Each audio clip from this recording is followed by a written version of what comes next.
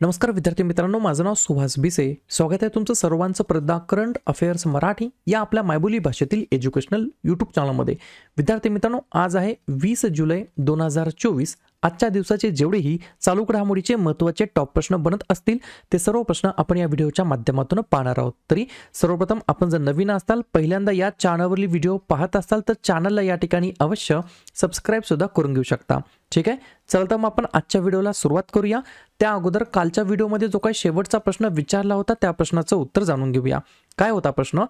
Paris Olympic 2024 मध्ये किती खेळाडूंनी किंवा किती खेळाडू भारताचे प्रतिनिधित्व करणार आहेत? तर बऱ्याच विद्यार्थी मित्रांनी अगदी योग्य उत्तर टाईप करून सांगितलं आहे. पर्याय क्रमांक सी, टोटल या ठिकाणी 117 जण असतील.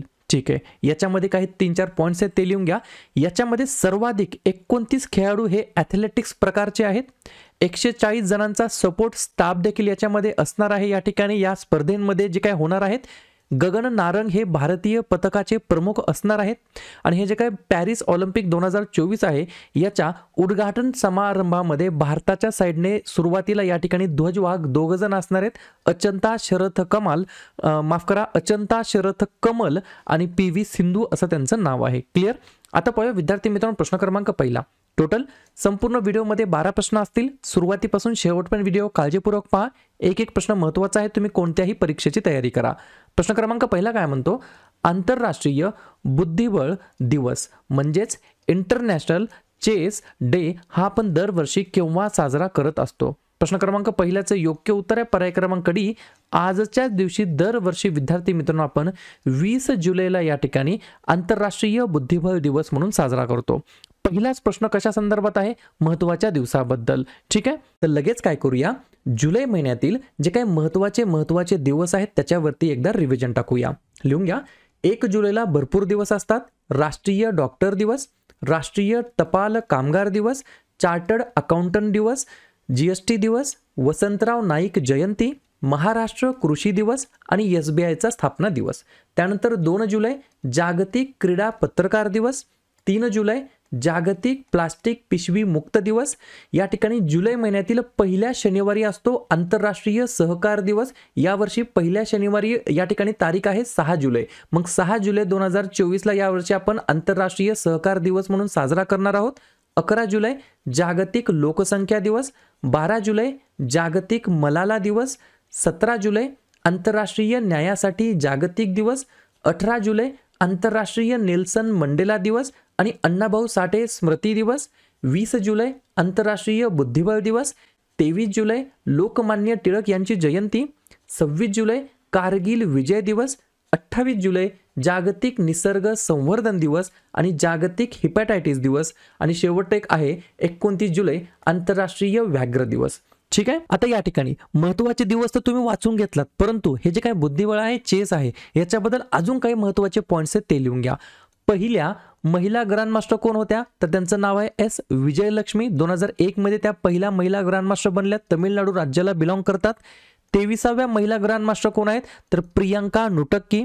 पहिले पुरुष ग्रँडमास्टर कोण आहेत? तर ते झाले होते 1987 मध्ये विश्वनाथ आनंद, ते सुद्धा तमिळनाडू राज्याचे आहेत. आणि लेटेस्ट 84 क्रमांकाचे जे काही ग्रँडमास्टर बनले त्यांचं नाव आहे वैशाली रमेश बाबू, या सुद्धा तमिळनाडू राज्याला बिलॉंग करतात. चेसबद्दल, बुद्धिबळाबद्दल अजून 4 पॉईंट्स आहेत ते लिहून घ्या. जगातील सर्वात तरुण ग्रँडमास्टर कोण बनला आहे? अभिमन्यू मिश्रा. भारतातील सर्वात तरुण ग्रँडमास्टर D गुकेश. भारतातील पहिली बुद्धिबळ अकादमी कोठे सुरू करण्यात आली? भुवनेश्वर, ओडिसा या ठिकाणी. आणि दरवर्षी आपण आत्ताच पाहिलं आंतरराष्ट्रीय बुद्धिबळ दिवस केव्हा साजरा करण्यात येतो? तर दरवर्षी 20 जुलैला. ठीक आहे, पुढचा प्रश्न क्रमांक दुसरा. एक पुस्तक आहे, पुस्तकाचं नाव व्यवस्थितपणे लिहून घ्या. Power within the leadership legacy of Narendra Modiji नावाचं एक पुस्तक आहे. हे पुस्तक कोणी लिहिलेलं आहे?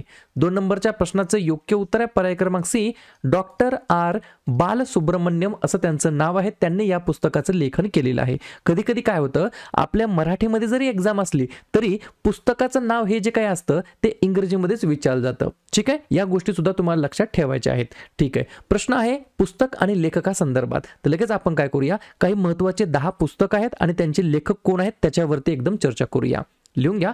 द $10 ट्रिलियन ड्रीम हे पुस्तक लिहिलं आहे सुभाष गर्ग यांनी. त्यानंतर the legend of Birsa Munda Tuhin A Sinha आणि अंकिता वर्मा यांनी लिहिलेलं आहे. त्यानंतर बॉस म्हणजेच Bose the untold story of an inconvenient nationalist हे पुस्तक लिहिलं आहे चंद्रचूड घोष यांनी. त्यानंतर रतन एन टाटा यांच्यावरती चरित्र लिहिलेलं आहे डॉक्टर थॉमस मैथ्यू यांनी. त्यानंतर ममता बियॉन्ड 2021 हे पुस्तक लिहिलं आहे जयंता घोसाळ यांनी. त्यानंतर the Modi gambit decoding Modi 2.0 हे पुस्तक लिहिलं आहे संजू वर्मा यांनी. त्यानंतर the Sikh history of east India हे लिहिलं आहे अविनाश मोहापात्रा यांनी. त्यानंतर the struggle for police reforms in India हे पुस्तक लिहिले आहे प्रकाश सिंग. आणि शेवटचे 2 पुस्तकं महत्त्वाचे आहेत. $1 trillion economy Yogi government Uttar Pradesh on the move हे पुस्तक लिहिलं आहे डॉक्टर शिलवंत सिंग. आणि power within the leadership legacy of Narendra Modi हे पुस्तक लिहिलं आहे डॉक्टर आर बालसुब्रमण्यम. पुढचा प्रश्न क्रमांक 3 महत्त्वाचा प्रश्न आहे. सोडलेल्या किंवा हरवलेल्या भरकटलेल्या मुलांची सुटका करण्यासाठी कोणत्या संस्थेने ऑपरेशन नन्हे फरिश्ते नावाचं ऑपरेशन सुरू केलेलं आहे. ऑपरेशनचं नाव काय आहे? ऑपरेशन नन्हे फरिश्ते नावाचं ऑपरेशन सुरू केलं आहे. 3 नंबरच्या प्रश्नाचं योग्य उत्तर आहे पर्याय क्रमांक बी आरपीएफ. आरपीएफ म्हणजे काय? रेल्वे प्रोटेक्शन फोर्स, बरोबर. तर आरपीएफने या ठिकाणी गेल्या 7 वर्षांमध्ये भारतीय रेल्वेच्या विविध वेगवेगळ्या झोनमधील स्थानक तसेच ट्रेन्सवरती धोका किंवा संभाव्य धोक्यामध्ये अडकलेल्या असलेल्या 84,119 मुलांची सुटका या ठिकाणी आतापर्यंत केलेली आहे. आरपीएफने अशा प्रकारचे या ठिकाणी ऑपरेशन सुरू केलं आहे. आरपीएफ ज्याचा या ठिकाणी फुल फॉर्म काय आहे? रेल्वे प्रोटेक्शन फोर्स, रेल्वे संरक्षण दल असं या ठिकाणी मराठीमध्ये म्हणता येईल. 2 जुलै 1872 रोजी याची स्थापना झाली. महासंचालक आहेत मनोज यादव आणि मुख्यालय आहे नवी दिल्ली या ठिकाणी. लगेच काय करूया? वेगवेगळ्या जे काही ऑपरेशन राबवण्यात आलेले आहेत आतापर्यंत त्याच्यावरती चर्चा करूया. लिहून घ्या. ऑपरेशन सोल्की लपलेल्या दहशतवाद्यांना समाप्त करण्यासाठी. ऑपरेशन अमृत राज्यात प्रतिजैविकांचा अतिवापर रोखण्यासाठी. ऑपरेशन सर्वशक्ती पाकिस्तानाकडून होणाऱ्या दहशतवादी कारवाया रोखण्यासाठी. ऑपरेशन कामधेनू गुरांच्या तस्करीच्या मुख्य सूत्रधारांना पकडण्यासाठी. ऑपरेशन इंद्रावती हैती देशातून आपल्या नागरिकांना बाहेर काढण्यासाठी. ऑपरेशन संकल्प हिंदी महासागर क्षेत्रामध्ये भारतीय नौदलाने सागरी सुरक्षेसाठी हे ऑपरेशन केलेलं होतं. त्यानंतर या ठिकाणी दुसरं कोणतं आहे? Operation Bambi bucket. या ठिकाणी असं म्हणता येईल बाम्बी बकेट म्हणा किंवा बाम्बी बकेट ऑपरेशन म्हणा.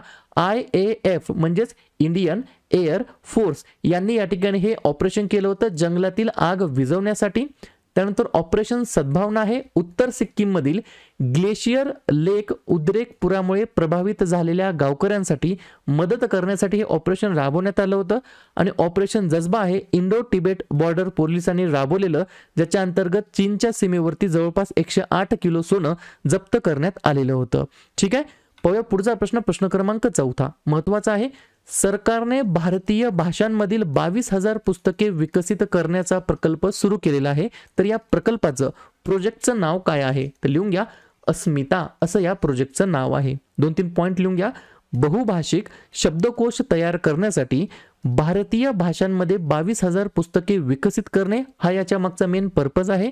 शिक्षण व्यवस्थेमध्ये भारतीय भाषांना प्रोत्साहन देण्यासाठी सरकारने घेतलेल्या अनेक उपक्रमांपैकी हा एक उपक्रम आहे.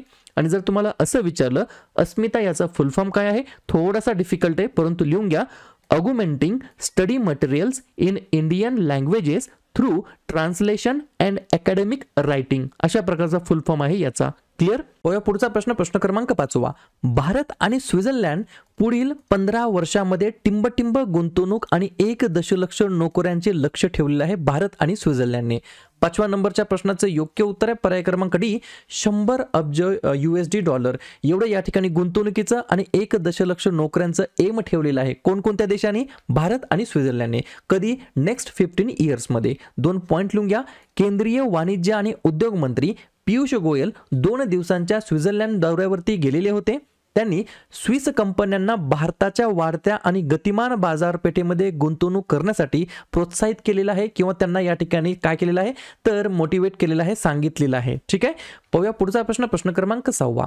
न्यायमूर्ती एन कोतेश्वर सिंग हे कोणत्या राज्याचे पहिले सर्वोच्च न्यायालयाचे न्यायाधीश बनलेले आहेत? 6व्या नंबरच्या प्रश्नाचं योग्य उत्तर आहे पर्याय क्रमांक सी, मणिपूर हे या प्रश्नाचं योग्य उत्तर असणार आहे. तर मणिपूर या राज्याचे पहिले सर्वोच्च न्यायालयाचे न्यायाधीश बनले, त्यांचं नाव आहे न्यायमूर्ती एन कोतेश्वर सिंग. मला वाटतं थोडंसं या ठिकाणी फास्ट होत आहे का? जर फास्ट होत असेल तर व्हिडिओ तुम्ही थोडासा स्लो करून पाहू शकता. आणि बरेच जण या ठिकाणी 2-4 जण म्हणले की सर तुमच्या व्हिडिओची क्वालिटी थोडी कमी झाली आहे. लक्षात घ्या, तुम्ही जो व्हिडिओ पाहत आहात ना, त्या व्हिडिओच्या इकडे कोपऱ्यावरती एक सेटिंग नावाचं बटन असतं, त्याला क्लिक करा आणि जे काही स्क्रीन रिझोल्युशन आहे ते तुमचं जे काही 144 असतं त्याला 360 करा, 360चं 720 करा, 720चं या ठिकाणी 1080 पिक्सल करा. म्हणजे जे काही पिक्चरची क्वालिटी आहे ती तुम्हाला या ठिकाणी अत्यंत चांगली दिसणार आहे. ठीक आहे, पाहूया या ठिकाणी 2-3 पॉइंट आहेत ते लिहून घ्या. जम्मू आणि काश्मीर उच्च न्यायालयाचे मुख्य न्यायमूर्ती एन कोतेश्वर सिंग यांनी पदाची नुकतीच शपथ घेतली आहे आणि मणिपूरमधून सर्वोच्च न्यायालयामध्ये पदोन्नती झालेले हे पहिले न्यायाधीश बनले आहेत. दुसरा पॉइंट, मद्रास उच्च न्यायालयाचे कार्यवाहक मुख्य न्यायाधीश आर महादेवन यांनीही सर्वोच्च न्यायालयाचे न्यायाधीश म्हणून शपथ घेतली आहे. आणि तिसरा पॉइंट, सर्वोच्च न्यायालयाने भारताच्या सरन्यायाधीशांसह एकूण 34 न्यायाधीशांची संख्या आता काय केलेली आहे? पूर्ण केलेली आहे. तर मणिपूर राज्याचे हे पहिले सर्वोच्च न्यायालयामध्ये गेलेले न्यायाधीश आहेत, त्यांचं नाव आहे एन कोतेश्वर सिंग. मणिपूरबद्दल लगेच रिव्हिजन टाकूया. या राज्याची स्थापना 21 जानेवारी 1972 झाली. मुख्यमंत्री आहेत एन बिरेन सिंग, राज्यपाल आहेत अनुसुया उइके आणि राजधानी आहे इम्फाळ. 2 महत्त्वाचे राष्ट्रीय उद्यान आहेत, किबुल लामजाओ आणि सिरोही, आणि एकच महत्त्वाचं धरण आहे खुगा आणि टिपईमुख. पुढचा प्रश्न, प्रश्न क्रमांक 7. अलीकडेच पेटीएम पेमेंट्स बँकेने नवीन सीईओ म्हणून कोणाची नियुक्ती केली आहे? तर पर्याय क्रमांक बी, अरुण बन्सल असं त्यांचं नाव आहे.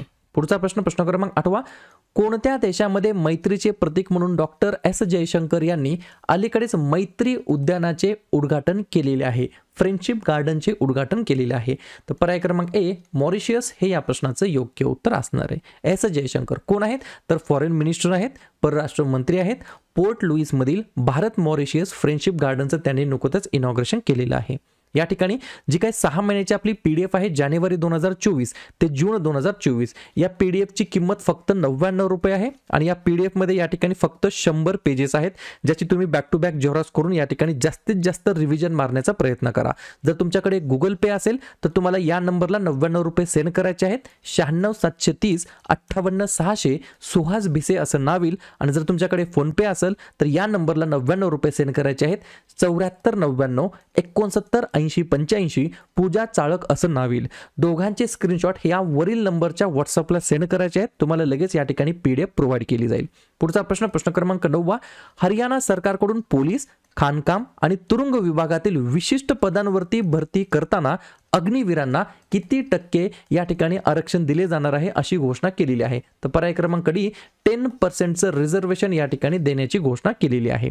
पुढचा प्रश्न, 35वे आंतरराष्ट्रीय जीवशास्त्र ऑलिम्पियाड IBO 2024 कोठे आयोजित करण्यात आलेला आहे? तर पर्याय क्रमांक सी, कझाकस्तान या ठिकाणी आयोजित करण्यात आलेला आहे. अशा प्रकारे पुढचा प्रश्न, सरकारने भारतातील पहिला टोल फ्री राष्ट्रीय अंमली पदार्थ विरोधी हेल्पलाईन क्रमांक सुरू केलेला आहे. तर या हेल्पलाईन नंबरचे नाव काय आहे? तर पर्याय क्रमांक बी, मानस असं त्याचं नाव आहे. 2 गोष्टी विचारल्या जाऊ शकतात. एक, हा जो काही हेल्पलाईन क्रमांक आहे तो कोणता आहे? तर सरकारने हेल्पलाईन 1933 सुरू केलेला आहे, ज्याला मानस म्हणून देखील या ठिकाणी ओळखलं जाणार आहे. आणि मानसचा फुल फॉर्म काय आहे? मादक पदार्थ निषेध असूचना केंद्र. ठीक आहे, हे लोकांना अंमली पदार्थाच्या अवैध व्यापाराबद्दल आणि संबंधित समस्यांबद्दल नार्कोटिक्स कंट्रोल ब्युरोला माहिती देण्यासाठी सक्षम करणार आहे. अशा प्रकारे शेवटचा प्रश्न, प्रश्न क्रमांक 12. लोकसभेतील काँग्रेसचे उपनेते म्हणून कोणाची पुनर्नियुक्ती करण्यात आली आहे? रिअपॉइंटमेंट करण्यात आली आहे? तर पर्याय क्रमांक ए, गौरव गोगोई असं त्यांचं नाव आहे. क्लिअर? जाता जाता 2 पॉइंट लिहून घ्या. या ठिकाणी काँग्रेसचे उपनेते लोकसभेमध्ये कोण बनले आहेत? गौरव गोगोई.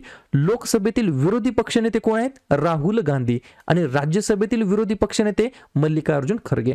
गोष्टी समजतात? माझी शिकवण्याची पद्धत समजते? ठीक आहे. तर अशा प्रकारे विद्यार्थी मित्रांनो, हे होतात 12 प्रश्न. उपक्रम कंटेंट हा जो काही प्रयत्न आम्ही सुरू केलाय मराठी भाषेमध्ये, हा कसा वाटतो अवश्य कमेंट करत चला.